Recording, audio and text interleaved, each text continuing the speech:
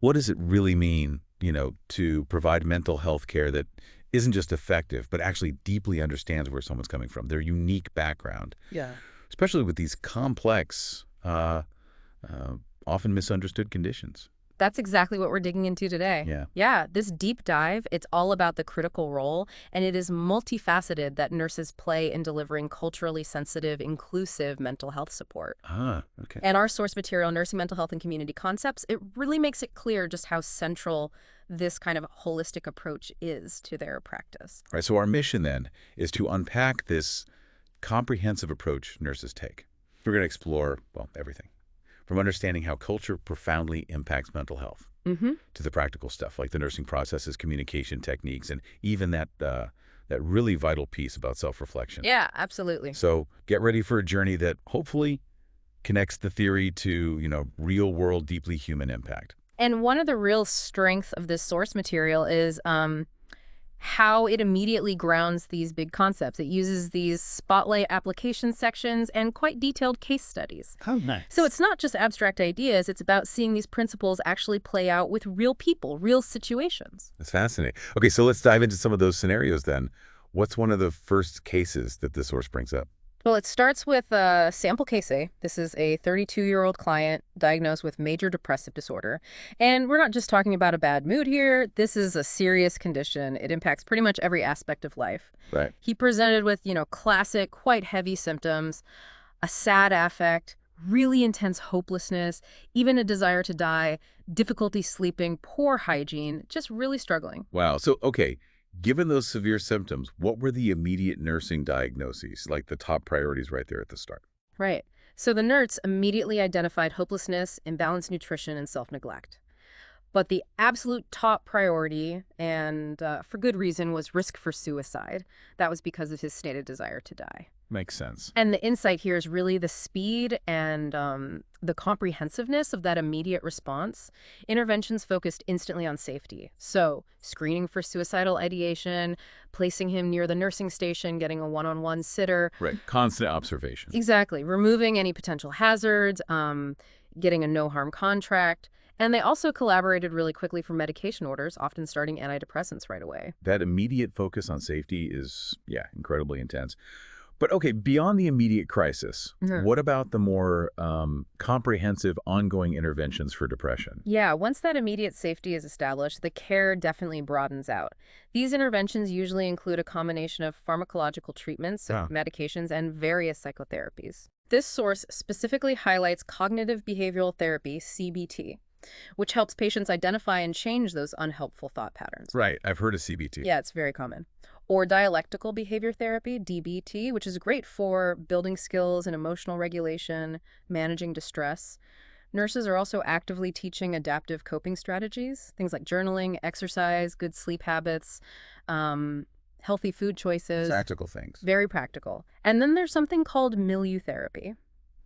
This encourages participation in support groups, exercise groups, really emphasizing a therapeutic and supportive environment overall. So from navigating major depressive disorder, the source then pivots. It goes to an equally complex, but distinctly different challenge for nurses, personality disorders. Let's talk about Kay's case. She's a 27-year-old diagnosed with borderline personality disorder, BPD, Right.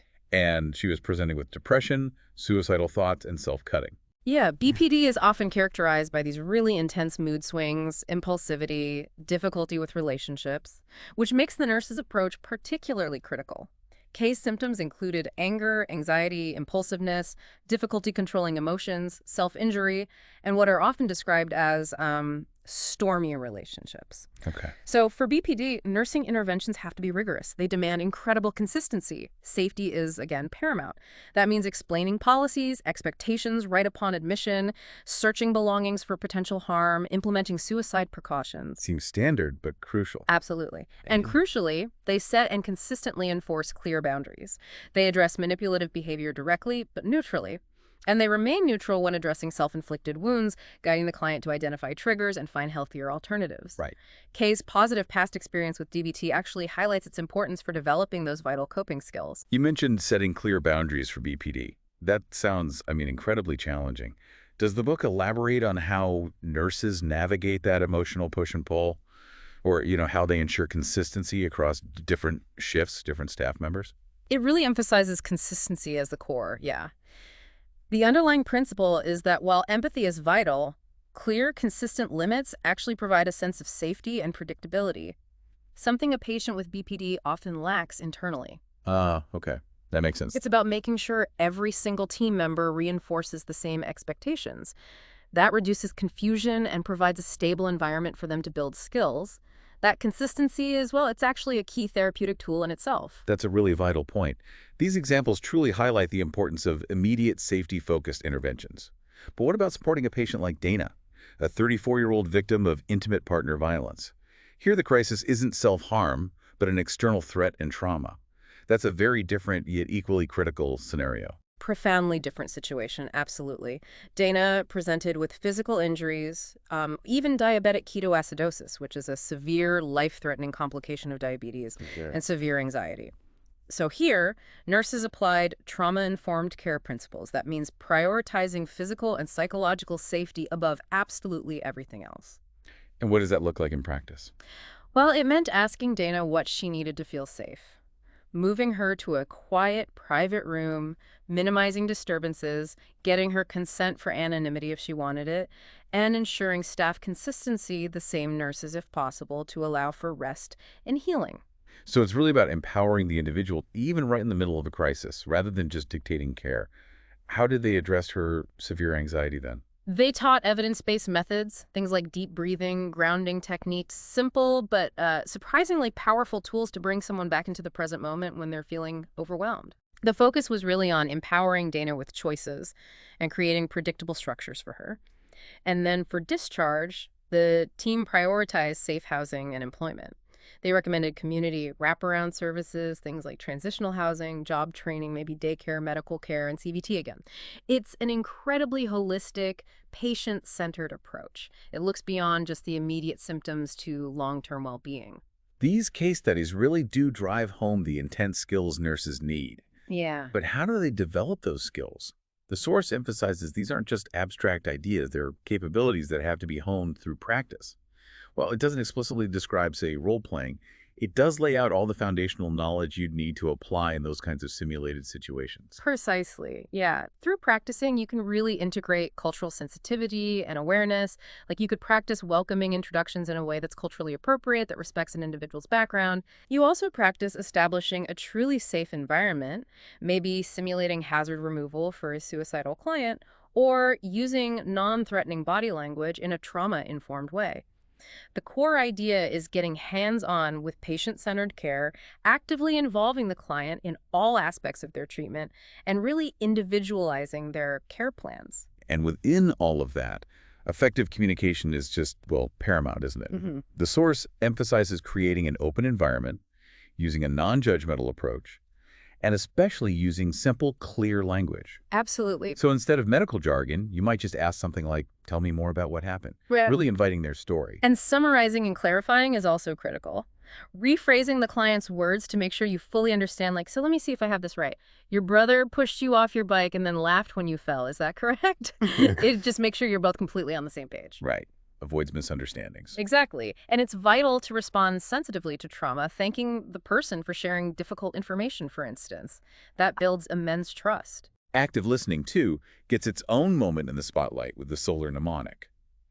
It sounds almost too simple, but the insight here seems to be how these seemingly small physical cues can drastically alter the power dynamic and the openness in a therapeutic relationship, often unconsciously creating trust where maybe none existed before. You're right. It's deceptively powerful. Solar stands for sitting squarely facing the client, using an open posture, leaning slightly towards the client, maintaining appropriate eye contact, and maintaining a relaxed posture. Okay. It's about practicing things like restating what the person said, verifying your understanding, and demonstrating genuine empathy by, allowing them to speak without interruption. These nonverbal cues communicate respect and presence much louder than words sometimes. But what about when things escalate? Crisis intervention techniques are also covered in depth, like recognizing the verbal and nonverbal cues of someone getting increasingly agitated. That sounds like a really high-pressure skill to master. It certainly is, and that's where verbal de-escalation comes in. It's a critical skill for nurses. Techniques include things like maintaining personal space, not crowding someone, avoiding any provocative behavior yourself, using concise, clear language, identifying their feelings. I can see you're very angry right now. Acknowledging it. Yes, acknowledging it, listening closely, agreeing or maybe agreeing to disagree on non-essential points just to lower the temperature, setting clear limits, and offering choices and optimism where possible. You give an example? Sure. Something like, Mr. Andrews, please sit down and take a few deep breaths. I understand you are angry. You need to gain control of your emotions or I will have to call security for assistance. It's calm, clear, states the observation, the expectation, and the consequence. Right. In a severe crisis, the focus shifts entirely to client safety, providing a calm presence, ensuring physical needs are met, and only as a last resort, considering prescribed medications or maybe quiet rooms, always according to strict policies. The real challenge is maintaining your own composure and respect, even in moments of really intense distress. And underpinning all of this practical application is this idea of continuous improvement, right? Accepting constructive feedback. Okay. Nurses are really encouraged to reflect on their personal and cultural values, beliefs, biases. Yeah, that self-awareness is the first, most crucial step. You have to identify any personal beliefs that might lead to stigma or, unintended bias. But it's not just about avoiding bias. The source emphasizes that genuine self-reflection actually deepens empathy. How so? It's about constantly questioning yourself, how might my own experiences, my own background be coloring my perception here? It's a powerful, ongoing practice, not just a one-time checkbox. There's actually a communication standard of professional performance mentioned. Oh, well, Yeah, it states that registered nurses should demonstrate continuous improvement of communication skills through things like continued professional education and personal self-development activities.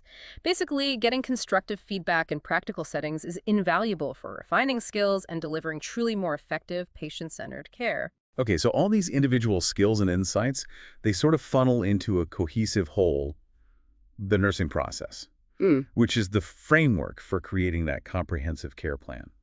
It covers assessment, diagnosis, outcome identification, planning, implementation, and evaluation. This is really the systematic blueprint. It's how nurses see, understand, and empower each individual in their full context. Assessment involves holistic data collection, focusing heavily on subjective data, so the client's own story. Right, it's what they tell you. Exactly. Their mental status, psychosocial aspects, and crucially, this includes cultural and spiritual elements. The source mentions the Cultural Formulation Interview, or CFI, questions. These are vital to clarify the problem from the individual's perspective and their social network's perspective, too. Okay. It gets into their meaning of the problem, their expectations for healing. It's a profound shift, really, from a purely clinical viewpoint. And then from that really in-depth assessment comes the diagnosis and then setting the outcomes. That's right. Nurses formulate nursing diagnoses that reflect the client's human responses to their health condition, always prioritizing any life-threatening concerns first. Then outcome identification involves collaboratively developing SMART outcomes, specific, measurable, attainable, relevant, and time-framed. Right, SMART goals. Exactly. But always individualized to their preferences, their values, beliefs, and cultural background. It's about defining what success looks like for them, not just for the clinical team. Then we get to the actual planning and implementation phase, which the source breaks down into several categories based on, I think, American Psychiatric Nurses Association standards. Indeed, yeah. It covers things like coordination of care, which might mean referring to community support groups, advocating for dignified care in all settings. Then there's health teaching and health promotion, where nurses educate clients on self-care, stress management techniques, medication adherence, stuff like that. Pharmacological, biological, and integrative therapies that ensures proper medication administration and monitoring while also considering holistic approaches. Meliotherapy, which we mentioned, is about actively managing the therapeutic environment, reducing stimuli, advocating for the least restrictive setting possible. Right. And finally, therapeutic relationship and counseling. This is where they utilize all those communication techniques we discussed, SOLAR, active listening, empathy, to promote adaptive coping. And the final piece of that whole puzzle is evaluation. which is a continuous process, definitely not just a one-time check at the end. You review whether those SMART outcomes were met, partially met, or maybe not met within the established timeframes.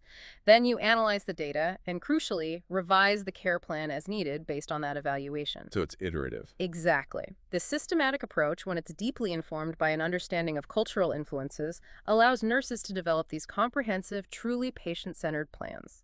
Plans that don't just address immediate needs, but genuinely support long-term recovery and well-being. Wow.